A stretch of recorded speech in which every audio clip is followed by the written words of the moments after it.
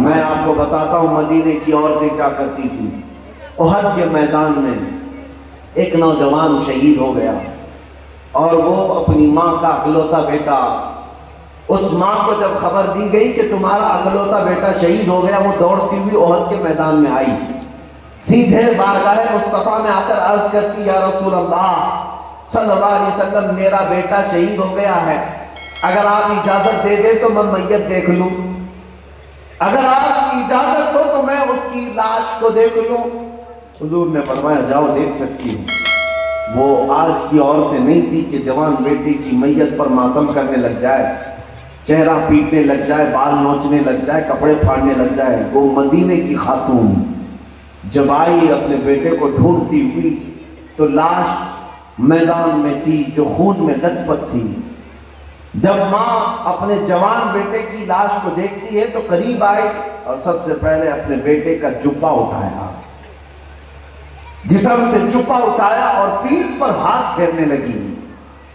پلٹا کر پیٹھ پر ہاتھ پھیرتی اور پھر اس کے بعد جبہ سیدھا کر کے سجدے میں گر جاتی ہے، شکرانہ بجا لاتی ہے اور پھر اللہ کریم کی بارگاہ میں عرض کرتی ہے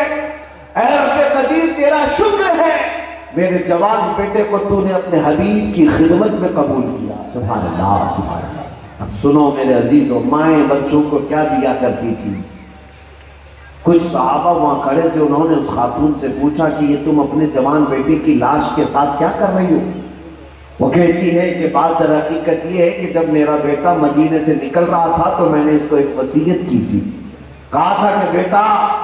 آج جا، نبی پاک صلی اللہ علیہ وسلم کے ساتھ تو جا رہا ہے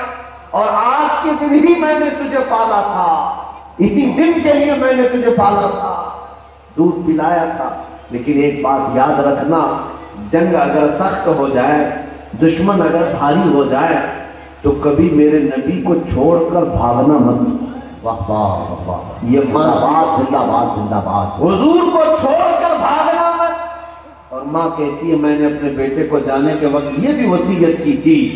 کہ اگر دشمن غالب آنے لگ گئے اور تو میدان چھوڑ کر بھاگتے ہوئے اگر مارا گیا تو میں اپنا دودھ بھی معاف نہیں کروں گا، اگر تو مر بھی گیا تو میں اپنا دودھ معاف نہیں کروں گا۔ یہ ماؤں کا کیسا دل تھا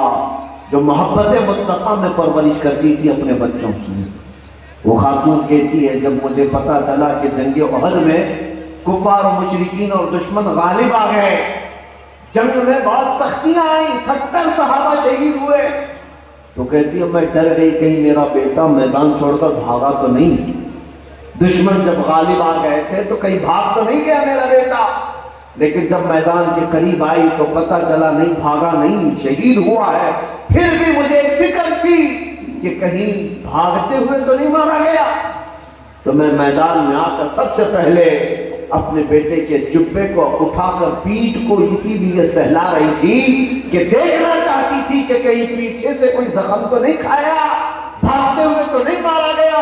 لیکن اللہ کا شکر میں بجا لاتی ہوں میرے بیٹے کی پیٹھ پر ایک بھی تیر نہیں لگا ہے، جتنے تیر کھایا ہے سب اپنے سینے پر زندہ باد زندہ باد۔ میرے عزیزوں ماؤں کو اس بات پر فخر بھی تھا، اسی لیے میرے عزیزوں یہ جو دولت ہے جس کی تمنا امام اہل سنت فاضل بریلوی رحمۃ اللہ تعالی علیہ یوں عرض کرتے ہیں اللہ کریم کی بارگاہ میں، یا الہی جب رضا خواب گراں سے سر اٹھائے، قیامت کے دن کی بات کر رہے ہیں، خواب گراں کس کو کہتے ہیں؟ ایک لمبی نیند سو کر قبر سے جب ہم اٹھیں گے تو اعلیٰ حضرت کی تمنا سنتے ہو کیا ساتھ میں ہونا چاہیے؟ یہ سمجھ کر کے چلو، وہ بڑے مجدد ہیں کہ دعا کرتے ہیں اللہ میری پوری نمازیں میرے ساتھ رہے، اے اللہ میرے پورے روزے میرے ساتھ رہے، جتنی قرآن کی تلاوتیں میں نے کیا وہ سب میرے ساتھ رہیں جب میں قیامت کے دن اٹھایا جاؤں۔ نہیں، بریلی کا امام دعا یہ کرتا ہے یا الہی جب رضا خواب گراں سے سر اٹھائے، دولت بیدار عشق مصطفیٰ کا ساتھ، زندہ باد زندہ باد، دولت بیدار عشق مصطفیٰ کا ساتھ ہو قیامت کے دن، یہی چیز ہے جو تمہیں کام آئے۔ اسی لیے میرے عزیزوں یوں ہی ہم نہیں کہتے، بریلی کے امام نے جو تمہیں تلقین کی آج سے 100 سال پہلے آج لے ان کی پناہ، آج مدد مانگ مسلمان سے، کل نہ مانیں گے قیامت میں اگر مانگے۔ سبحان اللہ سبحان اللہ۔ حضور پاک صلی اللہ تعالیٰ علیہ وسلم کی طرف آ جاؤ اے نوجوانوں، اپنا سینہ حضور کے لیے سپرد کرو، اپنی زندگی ان کے حوالے کرو۔ زندگی یہ نہیں کسی کے لیے، زندگی ہے نبی کی، نبی کے لیے۔ نہ سمجھ مرتے ہیں زندگی کے لیے، جینا مرنا ہے سب کچھ نبی کے لیے۔